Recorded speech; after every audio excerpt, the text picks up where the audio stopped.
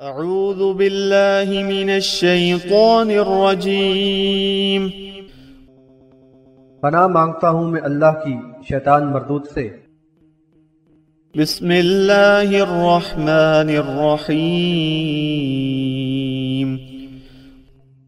اللہ کے نام سے جو بڑا مہربان نہایت رحم فرمانے والا ہے۔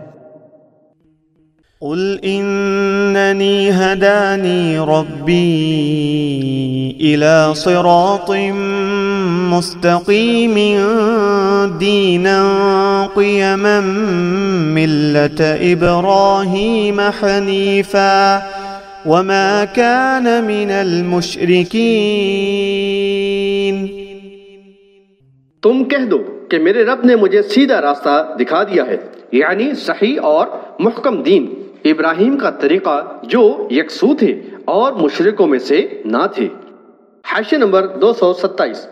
کفار عرب بنو اسماعیل میں سے تھے اور یہود و نصارہ بنو اسرائیل میں سے، اور تینوں گروہ ابراہیم علیہ السلام کو راہ راست پر سمجھتے اور ان کو اپنا جد امجد سمجھتے تھے، اور ان سے محبت کا دعویٰ اور ان سے نسبت اور نسلی تعلق پر فخر کرتے تھے۔ چنانچہ نبی صلی اللہ علیہ وسلم سے کہا گیا کہ ان کو بتاؤ کہ مجھے میرے رب نے سیدھی راہ دکھائی ہے اور صحیح و محکم دین اختیار کر کے ابراہیم علیہ السلام کے طریقے پر چلنے کی توفیق عطا فرمائی ہے، اور ابراہیم علیہ السلام تو یکسو مسلم تھے، خالص اللہ کی بندگی کرنے والے، اور وہ قطعاً مشرک نہ تھے۔ خود ابراہیم علیہ السلام نے یہ اعلان اپنی قوم کے سامنے پرزور انداز میں کیا تھا، بحوالہ سورۃ الانعام آیت نمبر 79۔ اس سورہ کی آیت نمبر 153 میں اسی قسم کا مضمون ہے، جس کے حاشیہ 217 میں وضاحت کی گئی کہ اوپر دیے ہوئے احکامات پر مشتمل نظام حیات ہی دراصل وہ صراط مستقیم یا سیدھا راستہ ہے جو ہر قسم کے پیچ و خم سے پاک ہے اور اہل ایمان کے لیے حبل اللہ کی حیثیت رکھتا ہے۔ اس سے اعتصام کرنے والے، یعنی اسے تھام کر رکھنے والے، ہر قسم کی تفرقہ پردازی کے شر اور شیطانی حربوں سے محفوظ رہتے ہیں، اور یہی راستہ ان کو اخروی فلاح و کامرانی سے ہمکنار کرنے والی منزل مقصود تک پہنچانے والا ہے، اور در حقیقت یہی ملت ابراہیمی ہے۔ اس طرح ان منکرین کو واضح کر دیا گیا کہ صراط مستقیم پر چلنے والے اور ابراہیم علیہ السلام کی طریقے کو اپنانے والے خود یہ نبی اور ان کے پیروکاروں کا طرز عمل تو یہ ہے۔ جان لو جب تک تم ملت ابراہیمی کو اختیار کر کے اس معیار پر پورے نہیں اترتے، اس وقت تک تمہارا ابراہیم علیہ السلام سے تعلق کا دعویٰ سراسر بے بنیاد ہے۔ قل ان صلاتي ونسكي ومحياي ومماتي لله رب العالمين۔ کہہ دو کہ میری صلاح، میری قربانی، میرا جینا اور مرنا، یعنی سب اللہ رب العالمین ہی کے لیے ہے۔ حاشیہ نمبر 228۔ نسک کے معنی قربانی کے ہیں، اور وسیع مفہوم کے لحاظ سے اعمال حج اور دیگر عبادات بھی اس میں شامل ہیں۔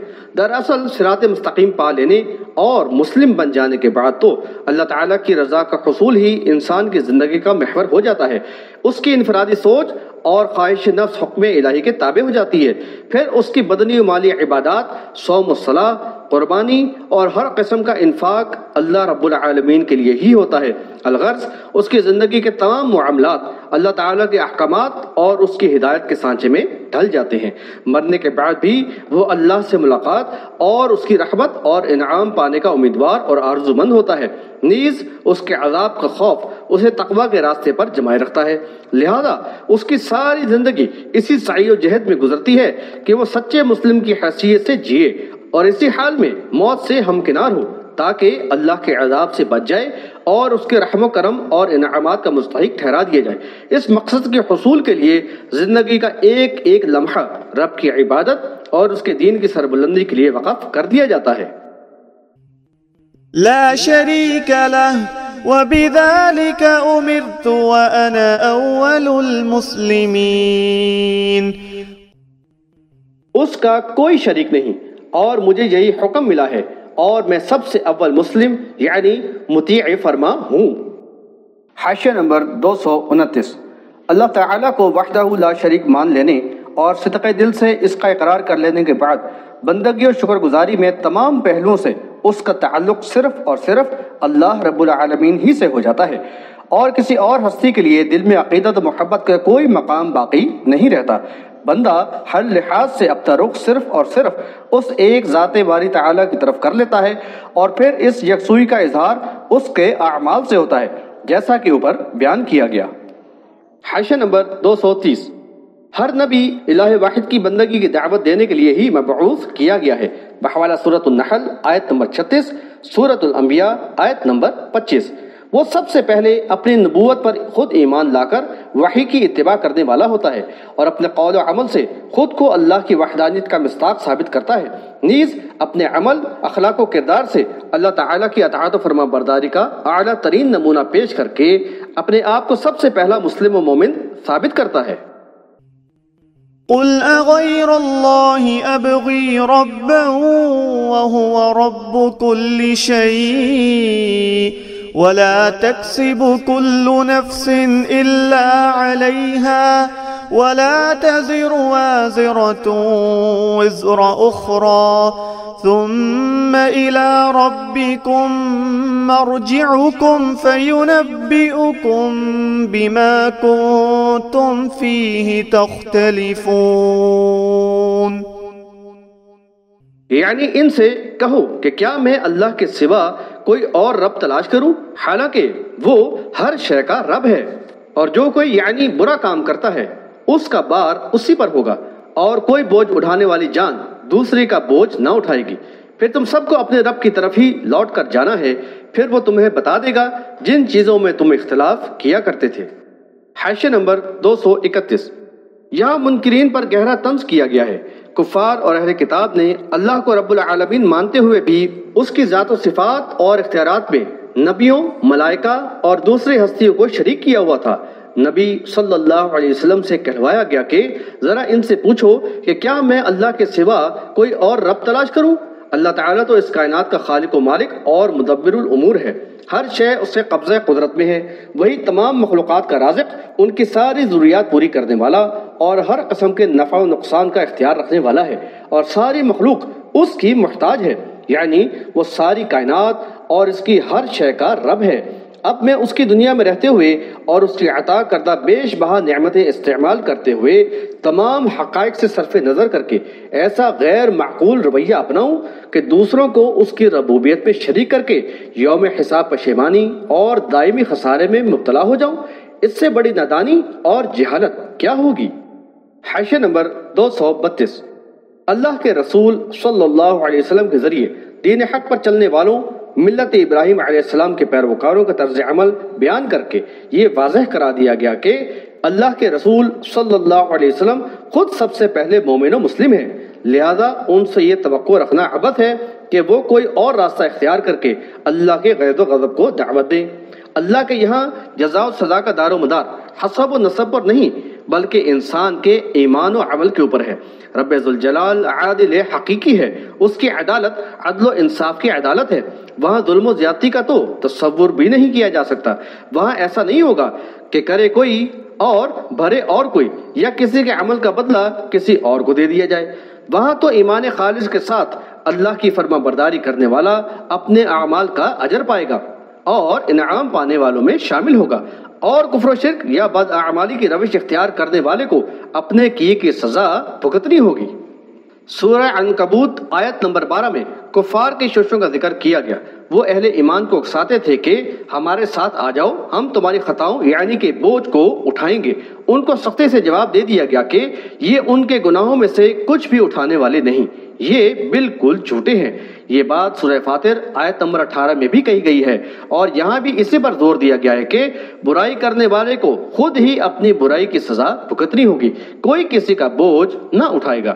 سورہ نجم آیات نمبر 38 اور 39 میں اس اصولی بات کو جامع انداز میں بیان کر کے باطل نظریات کی جڑ کاٹ دی، اور اس بات کو حتمی طور سے ثابت کر دیا کہ نہ تو کسی کے عمل کا اجر و ثواب دوسروں کو منتقل کیا جا سکتا ہے، اور نہ ہی کسی سلسلہ یا وابستگی یا اعلیٰ حسب و نسب سے تعلق وہاں کام آ سکتا ہے۔ اس عظیم عدالت میں ان خود ساختہ نظریوں کی کوئی حیثیت نہیں۔ حاشیہ نمبر 233۔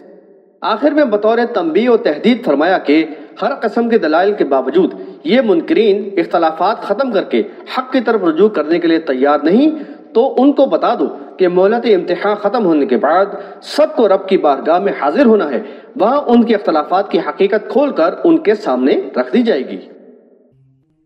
وَهُوَ الَّذِي جَعَلَكُمْ خَلَائِفَ الْأَرْضِ وَرَفَعَ بَعْضَكُمْ فَوْقَ بَعْضٍ دَرَجَاتٍ لِيَبْلُوَكُمْ فِيمَا آتَاكُمْ إِنَّ رَبَّكَ سَرِيعُ الْعِقَابِ وَإِنَّهُ لَغَفُورٌ رَحِيمٌ۔ اور وہی ہے جس نے تم لوگوں کو زمین میں خلیفہ بنایا اور بعض کے مقابلے میں بعض کے درجات بلند کیے، تاکہ جو کچھ اس نے تمہیں عطا کیا ہے اس میں تمہیں آزمائے۔ بالیقین تمہارا رب جلد ہی سزا دینے والا ہے، اور بلا شبہ وہ بہت زیادہ معاف کرنے والا، رحم فرمانے والا ہے۔ حاشیہ نمبر 234۔ خلیفتن بنا ہے خلفہ سے، اور اس کے معنی ہوتے ہیں کسی کے بعد اس کی جگہ لینا، یعنی جانشین یا قائم مقام ہونا۔ اس میں اختیار و اقتدار کا مفہوم بھی شامل ہے۔ مزید تشریح کے لیے ملاحظہ ہو سورہ بقرہ کا حاشیہ نمبر 32۔ اللہ تعالیٰ نے انسان کو احسن تقویم یعنی بہترین انداز میں پیدا کیا، اس کو عقل و دانی سے نوازا اور عمدہ اوصاف اور شائستہ اخلاق و کردار کی صلاحیتیں اور قوتیں ودیت کی، پھر بطور امتحان اسے راہ راست اختیار کرنے یا گمراہی کی راہ اپنانے کا اختیار بھی دے دیا۔ صحیح معنوں میں اس کی اہلیت ثابت کرنے والوں کے لیے خلافت عرضی کا منصب بھی مقدر کر دیا۔